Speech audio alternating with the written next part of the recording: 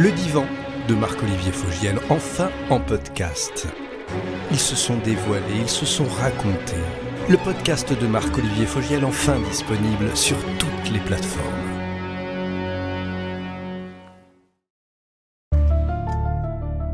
À Gap, dans les Hautes-Alpes, Raouf Hamami, 52 ans, est chirurgien. Chef du service orthopédique de l'hôpital de la ville, il a opéré ici pendant 18 ans. Le fait de revenir ici me fait mal au cœur. Aujourd'hui, il n'a plus le droit d'y mettre les pieds. La raison, avoir dénoncé les pratiques d'un médecin de son service. Ce qui se passait était grave. Le but de l'alerte était de protéger les patients. Le but de cette alerte, c'était de faire cesser les mauvaises pratiques chirurgicales au sein du service. Tout commence en 2018. Le docteur Hamami accuse un de ses chirurgiens d'avoir pratiqué sur 150 patients une technique opératoire interdite en France. Mais selon lui, sa hiérarchie aurait tenté d'étouffer l'affaire en le suspendant de ses fonctions. Pour moi, c'était inconcevable de taire la vérité aux patients. C'est un énorme sacrifice, mais honnêtement, je ne regrette rien. Je pense que lorsqu'on a la conscience tranquille et qu'on a le sens du devoir, on ne peut pas regretter d'avoir lancé une alerte de santé publique. Dans cette affaire, deux camps s'opposent, sans relâche. Alors des patients de l'hôpital de Gap ont-ils servi de cobayes pour tester une nouvelle pratique non autorisée? La question divise l'établissement. Celui que le docteur Hamami accuse de dérive, c'est le docteur Gilles Noroth, toujours en poste et soutenu par l'hôpital. C'est de la diffamation à l'état pur, tout ça. Au cœur de ce bras de fer, une technique appelée cimentoplastie, autorisée pour renforcer les vertèbres chez des patients qui souffrent du dos.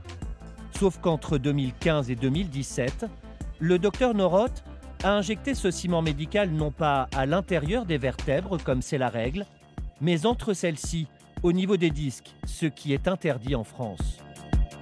Parce que j'ai toujours considéré que cette technique était valide, parce que c'est efficace. Mais aujourd'hui, d'anciens patients du chirurgien se plaignent de complications. J'ai l'impression que pour ce chirurgien, j'ai été une expérimentation. Alors que s'est-il passé? Un chirurgien a-t-il mis en danger la vie de 150 de ses patients? Affaire de santé publique ou querelle entre médecins? Enquête sur un hôpital dans la tourmente.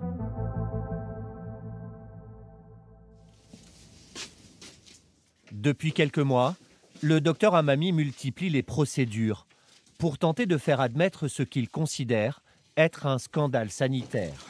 Je suis passé de chirurgien à juriste en droit médical.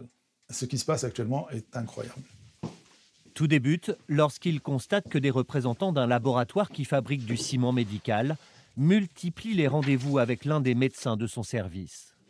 Et donc ça avait tendance à désorganiser le service en reprogrammant, déprogrammant certaines activités chirurgicales en fonction de ses visites. Il mène une enquête et se rend compte que le chirurgien en question réalise des études cliniques rémunérées par le laboratoire. Il découvre également une publication où le médecin déclare avoir injecté à des dizaines de patients du ciment médical entre les disques lombaires. Une technique dont il vante les bienfaits, alors qu'elle n'a jamais reçu l'aval des autorités de santé en France. On ne peut pas faire de recherche en France de façon débridée et sans autorisation et sans déclaration. Là, en l'occurrence, je me suis rendu compte au fur et à mesure de mes vérifications que ces 87 patients n'avaient pas pu avoir de consentement éclairé et écrit et que l'Agence nationale de sécurité du médicament n'avait pas été saisie. Le docteur Hamami tire alors la sonnette d'alarme auprès du directeur de l'hôpital, sans succès. L'ambiance au sein du service de chirurgie orthopédique se détériore et il est finalement suspendu. Pourtant, l'Agence régionale de santé de Marseille a depuis donné raison au docteur Hamami. La presse s'en mêle et les patients aussi. Nous en avons retrouvé certains. À 30 km de Gap, dans le petit village de Rousset, Bruno Chevalier a 54 ans. Voilà. Ouf. Il est l'un de ceux qui sont passés entre les mains du chirurgien mis en cause. Cet ancien chauffeur de car est aujourd'hui en arrêt de travail. Il est persuadé que c'est le ciment injecté entre ses vertèbres qui l'a rendu invalide. C'est toutes les photos et mes sorties, entre guillemets, que je faisais auparavant. Du parapente, du ski, du rafting. Suite à l'opération que j'ai eue, c'est fini ces activités. Ma vie, elle a changé suite à l'opération de 2016. Il fondait pourtant beaucoup d'espoir en cette opération qui avait pour but de soulager ses douleurs dans le bas du dos. Ce chirurgien me propose une cimentoplastie, sans rentrer dans les détails. Moi, je me suis dit, c'est très bien. Donc, je me lance et je fais confiance à ce chirurgien qui va intervenir pour une cimentoplastie sur mon corps. Il vous dit que c'est une cimentoplastie entre les vertèbres? Pas du tout. Cimentoplastie, c'est tout. Après l'opération, ses douleurs s'aggravent. Bruno décide de consulter un second chirurgien qui détecte une fuite de ciment autour de sa colonne vertébrale. Il faut réopérer. Le chirurgien m'enlève une grande partie du ciment qui m'avait été injecté, mais il m'en reste encore. Et ce ciment, il ne peut pas l'enlever. Bruno Chevalier devra vivre avec ces résidus de ciment dans son corps. Il est aujourd'hui déclaré handicapé à 80% et a porté plainte pour violence volontaire. Et son cas n'est pas isolé. Bonjour Jean, bonjour Eliane. Ce jour-là, il a donné rendez-vous à 2 autres patients du chirurgien incriminé. Eliane Bernard, 71 ans, accompagnée de sa fille, et Jean Schuller, 74 ans. Leur objectif ? Créer un collectif pour réunir d'autres potentielles victimes de ce qu'ils considèrent être un abus médical. J'ai préparé les statuts de l'association des victimes de cimentoplastie. Après leur intervention en 2015, Jean et Eliane sont eux aussi repassés sur la table d'opération pour extraire les fuites de ciment dans leur dos. 6 semaines après, il est obligé de me réouvrir parce que ça me bloquait les nerfs. Madame Bernard, pareil, Monsieur Chevalier, qui est handicapé. Donc vraiment, ce qui a été fait, c'est un acte chirurgical dangereux. Depuis que j'ai eu cette opération, je n'attache pas mes chaussures, où je suis obligé de faire une gymnastique pas possible, forcée, c'est tout. Donc voilà. Donc non pas alléger mes souffrances, au contraire, ça m'en a généré d'autres, des nouvelles. Oui, on peut pas parce se taire. Trop de gens sont impactés et ne le savent pas en fait. Et ça, c'est trop dur. Selon eux, le chirurgien ne les aurait pas informés que cette technique n'avait pas reçu l'aval des autorités de santé. Il n'avait pas le droit de le faire, point à la ligne. Si c'est pas validé, c'est qu'il y a une raison. Et le but de l'association, c'est de savoir aussi tout ça, pourquoi lui s'est permis de le faire, sachant que ce n'était pas validé. Selon Bruno, son association regroupe aujourd'hui 11 anciens patients mécontents sur les 150 qui auraient subi cette technique opératoire. Le chirurgien qui les a opérés a accepté de nous recevoir. C'est le docteur Gilles Norotte. Et il est toujours en poste à l'hôpital de Gap où il exerce depuis 30 ans. Bonjour, ça va? C'est bien passé, hein? Ça commence à aller mieux, oui, c'est un petit peu douloureux parce que vous venez d'être opéré, hein? Il rejette les accusations portées contre lui par le docteur Amami et par ses anciens patients. Mais depuis l'alerte lancée par son ex-chef de service, il a été contraint d'arrêter la cimentoplastie discale. À l'époque, moi, je considérais la technique comme valide. Je regrette tous les jours de ne pas pouvoir le proposer. Parce que justement, un certain nombre de patients, l'immense majorité, dont vous n'avez pas entendu parler, ont été soulagés.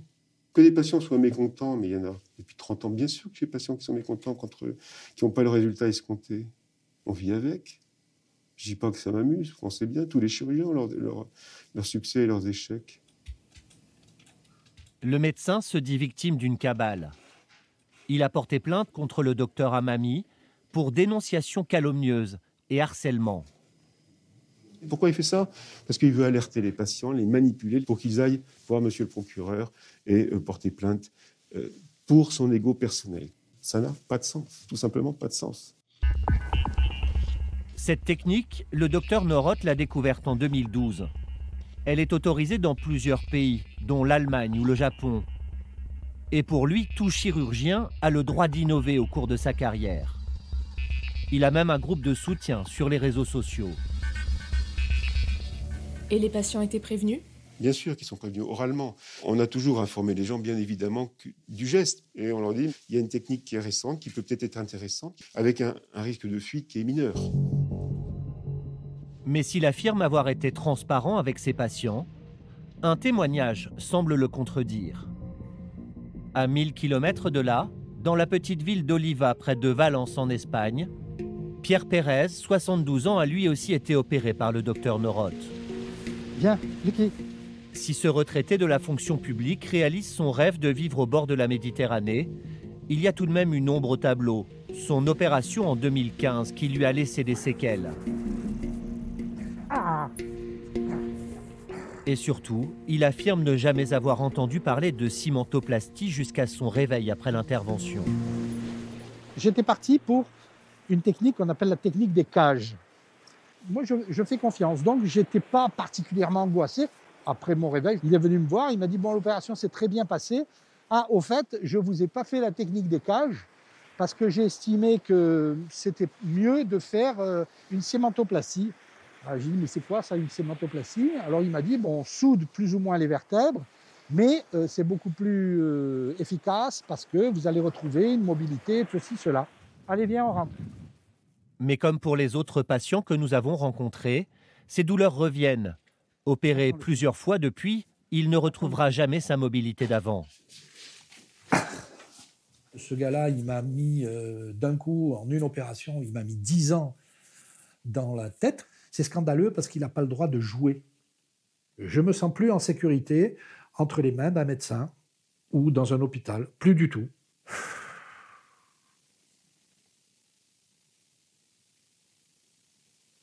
Enfin bon, c'est fait. Pierre Pérez a lui aussi porté plainte contre le docteur Noroth pour violence volontaire. Retour à Gap. Le 1er décembre dernier, les anciens patients du chirurgien ont obtenu une première audience au tribunal. Maître Pialou, l'avocat de plusieurs victimes présumées, demande l'ouverture d'une expertise judiciaire. C'est la première étape du dossier civil.